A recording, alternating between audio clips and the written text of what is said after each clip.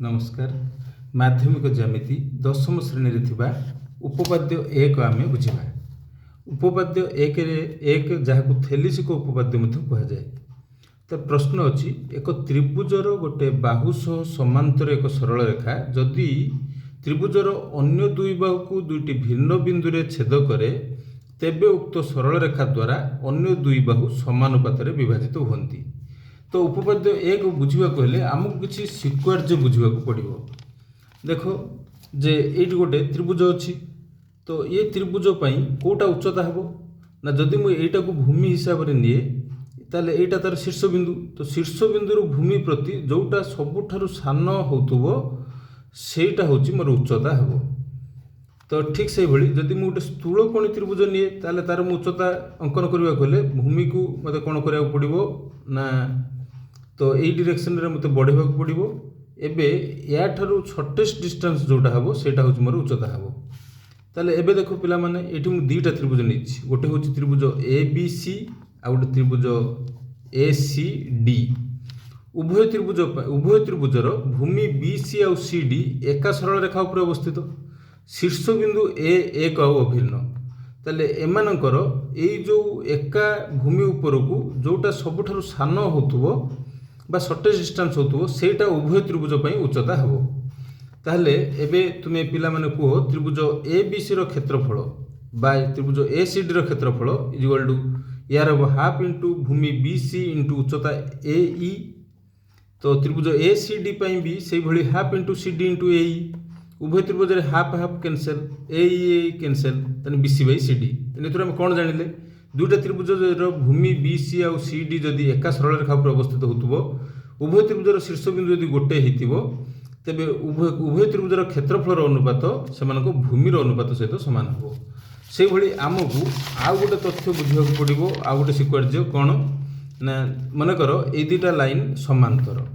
तो ये जो समांतर लाइन उपर भूमि बी सी मनकर होची ये जो त्रिभुज ए बी सी पई आउ डी बी सी पई बी सी समान। उभय त्रिभुज एका सरल रेखा भितर थिले तन सेमानकर उच्चता दुईटा जाक समान हेबो। जदि दुईटा जाक त्रिभुजर भूमि समान उच्चता समान तेबे त्रिभुजर क्षेत्रफल समान हेबो। तेने कि यही शर्तटा आम केतबेले नबा ना जेतेबेले दुईटा त्रिभुज एका दुईटी सरल रेखा भितर थिबे एवं सेमानकर भूमि समान हेतिबो। ए दुईटा तथ्य को लेकिन आम ए उपपाद्य एक बुझा। तो उपपाद्य एक रे प्रश्न कौन अच्छी ना एक त्रिभुजर गोटे बाहु मनकर मोर ए बी सी हूँ गोटे त्रिभुज तार गोटे बाहु है बी सी। तो एक बाहु सह समांतर सरल रेखा बी सी सह एल रेखा हूँ समांतर। जब त्रिभुजर अन्य दुई बाहु दुईटा भिन्न बिंदु छेद करे माने ए बी आउ ए सी को दुईटा भिन्न बिंदु एक्स आ वाई रे छेद करुच्ची तेबे उक्त सरल रेखा द्वारा अन्य दुई बाहु समानुपात विभाजित हेबो। ता माने A X by X B is A by Y C. से कथा मुझे लिखी दत्तरे जे त्रिभुज ए बी सी रे बी सी बाहु सह एल सरल रेखा समांतर एटा ए बी आउ ए सी को एल सरल रेखा अन्य दुई बाहु ए बी और ए सी को दुईटा भिन्न बिंदु एक्स आ वाई रे छेद करुच्ची। प्रामाण्य कौन ना एल सरल रेखा ए बी और ए सी को समानुपात छेद करे अर्थात A X by X B is equal to A by Y C. तो ये प्रमाण करने मत गोटे अंकन दरकार। अंकन कौन ना बी वाई और सी एक्स अंकन करा जाऊ। ताले मु एई जो बी वाई आउ सी एक्स अंकन करदेली। तेने एबे पिला माने देखो मु जो बी वाई सी एक्स अंकन कर सारी एबे प्रमाण करने तो कौन करा पड़ो ना ये जो चित्र रे देखो चित्र रे मत कौन करा पड़ुची देखो त्रिभुज ए एक्स वाई आउ त्रिभुज बी एक्स वाई ए एक्स वाई रो भूमि ए एक्स बी एक्स वाई रो भूमि बी एक्स एका सरल रेखा ए बी उपर अवस्थित एवं उभय त्रिभुजर शीर्ष बिंदु वाई एक आउ भिन्न। तेने एबे आम बुझीचंती तेने ए दुईटा त्रिभुजर क्षेत्रफल अनुपात कौन हेबो तार भूमि ए एक्स बाई एक्स बी भूमिर अनुपात सहित समान हेबो। तो से कथाटी मु लिखिछि जे कौन ना त्रिभुज ए एक्स वाई और त्रिभुज बी एक्स वाई ये जो त्रिभुज रो भूमि यथाक्रमे ए एक्स और बी एक्स एका सरल रेखा ए बी उपर अवस्थित पुनश्च उभय त्रिभुजर शीर्ष बिंदु वाई एक आउ भिन्न तेणु उक्त त्रिभुज द्वयर उच्चता समान। तेबे त्रिभुज ए एक्स वाई क्षेत्रफल ए एक्स वाई क्षेत्रफल बाय त्रिभुज बी एक्स वाई क्षेत्रफल इज इक्वल टू यार भूमि है ए एक्स बाय यार भूमि होची एक्स बी। सेटा हला मोर इक्वेशन 1।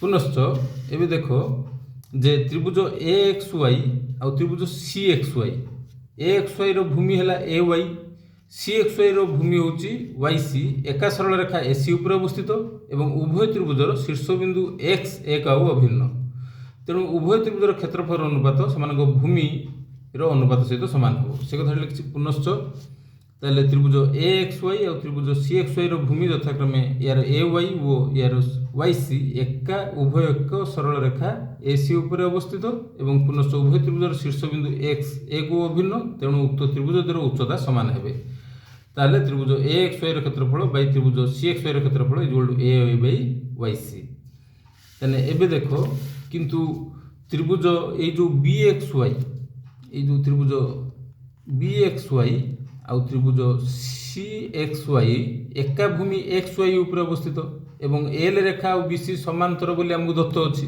ताने एबे ए दिरा त्रिभुजर क्षेत्रफल सामान हम से कथा लिखाई मात्र बी एक्स वाई और त्रिभुज सी एक्स वाई उभय एका भूमि एक्स वाई उपर अवस्थित एवं एक समांतर सरल रेखा बीसी और एक्स वाई मध्य अवस्थित हेतु त्रिभुज बी एक्स वाई क्षेत्रफल इज इक्वल टू त्रिभुज सी एक्स वाई क्षेत्रफल एटा है इक्वेशन 3 तेने इक्वेशन 3 रु सी एक्स वाई मूल्य नहीं कि जदि मुझे इक्वेशन 2 रे प्रयोग करी तेने कौन हम तो ये देखो इक्वेशन 3 रे सी एक्स वाई क्षेत्रफल जो बी एक्स वाई क्षेत्रफल इक्वेशन 2 रे अच्छी सी एक्स वाई क्षेत्रफल बदल में बी एक्स वाई क्षेत्रफल मुझे लिखी तेने यहाँ हम ए एक्स वाई क्षेत्रफल बाई बी एक्स वाई क्षेत्रफल तेने प्रयोग कले कौन पाइबी 3 रु नहीं प्रयोग करी त्रिभुज एक्स वाई क्षेत्रफल बाई बी एक्स वाई क्षेत्रफल is equal to A Y by Y C से इक्वेशन 4 एबे इक्वेशन 1 आउ 4 रु इक्वेशन 1 रे थिला त्रिभुज एक्स वाई क्षेत्रफल बाई बी एक्स वाई क्षेत्रफल इक्वेशन 4 रे मध्य मते मिलिला जे कोन ना त्रिभुज एक्स वाई क्षेत्रफल बी एक्स वाई क्षेत्रफल जदि वाम पार्श्व इक्वेशन 1 आउ 4 समान हैला तने इक्वेशन 1 रो डाहाण पार्श्व रे जोटा अछि ax बाई xb इक्वेशन 4 रे जो अछि ay बाई yc दिटा समान हो इक्वेशन 1 आउ 4 मते मिलिबो जोटा कि प्रूफ मते प्रमाण करिया को देथिला एहा थिला थेलेसिंग उपपाद्य।